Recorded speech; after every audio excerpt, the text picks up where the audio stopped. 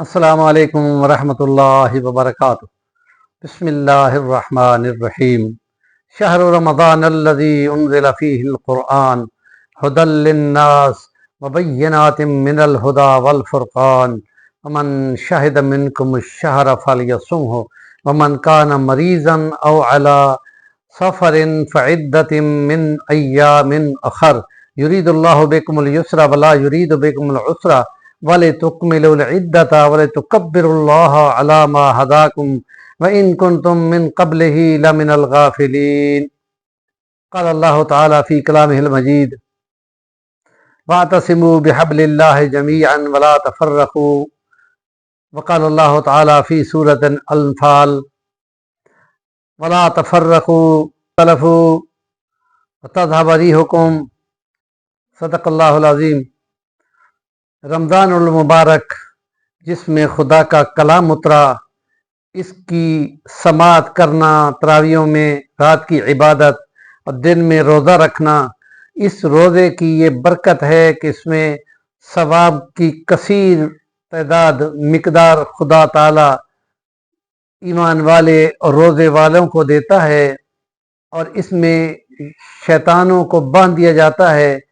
تو شیطان کے چیلوں سے بچنے کے لیے بھی پوری کوشش کرنی چاہیے، اور اس برکت کے مہینے میں گناہ کرنے اور قتل و غارت کرنی اور آپس کا اختلاف کرنا، یہ اس سے بہت زیادہ بڑا گناہ بنے گا۔ جتنا نیکی بڑے درجوں میں ہے تو گناہ بھی پھر بڑے ہلاکت کا باعث بنے گا۔ اس لیے کہ جس وقت ایران پہ یہود و نصارہ نے حملہ کیا ہو تو مسلمان فقہی اختلاف کی بنیاد پر، فرقہ واریت کی بنیاد پر اگر تقسیم ہوں تو یہی تقسیم پیچھے 1400 سال کی تاریخ میں سامنے ہے، اور اسی کے نتیجے میں تمام مراکز کے سقوط ہوئے ہیں، جیسے بیت المقدس کا سقوط اور بغداد کا سقوط، اور پھر اندلس میں غرناطہ کا سقوط، اور اس کے بعد بر صغیر پاکستان، ہندوستان پاکستان میں انگریزوں کے مقابلے میں مسلمانوں کی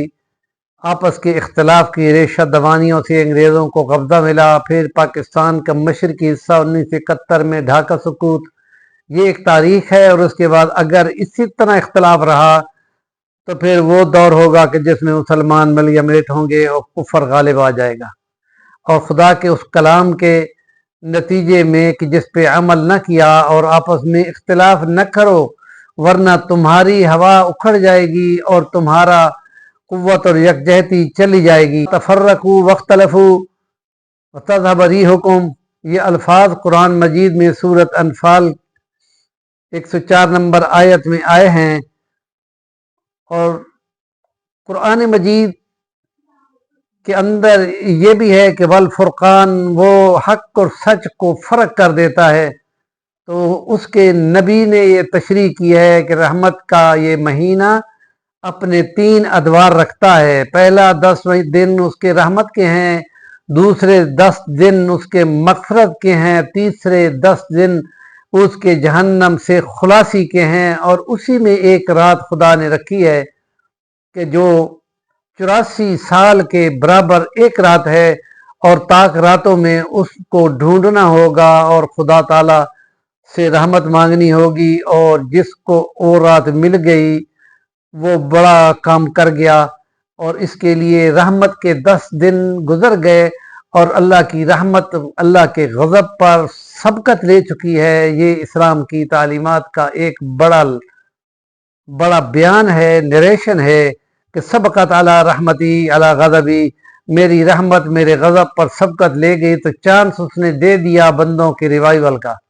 اور اب دوسرا مغفرت کا 10 دن 10 راتیں آ رہی ہیں، جس میں خدا سے گناہوں سے معافی مانگنی، لگ کر نیکی کی کوشش کرنا، اپنے گناہوں پہ سابقہ پہ توبہ طائب ہونا، اور اس کے نتیجے میں خدا تعالیٰ بہت خوش ہوتا ہے، وہ گناہ مٹتے ہیں اور شیطان اپنا سر پیٹتا ہے۔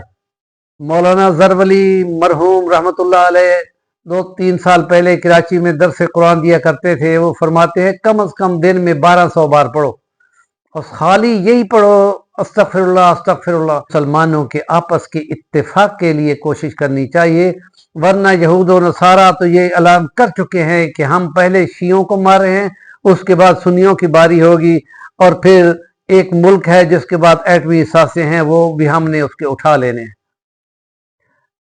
جب قومی حمیت چلی جاتی ہے تو پھر دشمن اوپر چڑھ چڑھ کے آتا ہے۔ اسلام کے نظام میں سیاست اور عبادت اور معاشرت اور معیشت یہ سارے اس کے اپنے ہیں۔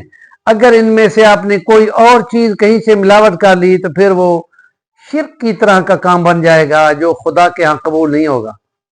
سود کا کاروبار ہوگا تو کوئی عبادت بھی قبول نہیں ہوگی، تو معاشرت کہاں سے بنے گی؟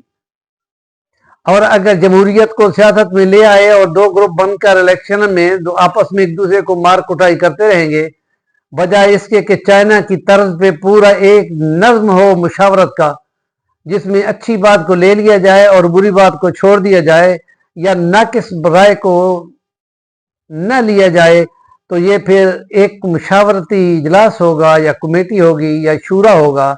اور یہ مثال موجود ہے چائنا کی ترقی کی، تو اس میں ان کی شورائیت ہے۔ مسلمانوں کو بھی اس جمہوریت کی بجائے شورائیت اختیار کرنا چاہیے، اور اس حلف کا جو قرآن کی بنیاد پر تمام ذمہ دار اٹھاتے ہیں وہ کل اس کی جواب دہی ہوگی۔ تو یہ احساس جواب دہی بہت بڑی اکاؤنٹیبلٹی ہے جو بندوں کو سیدھا کر سکتی ہے۔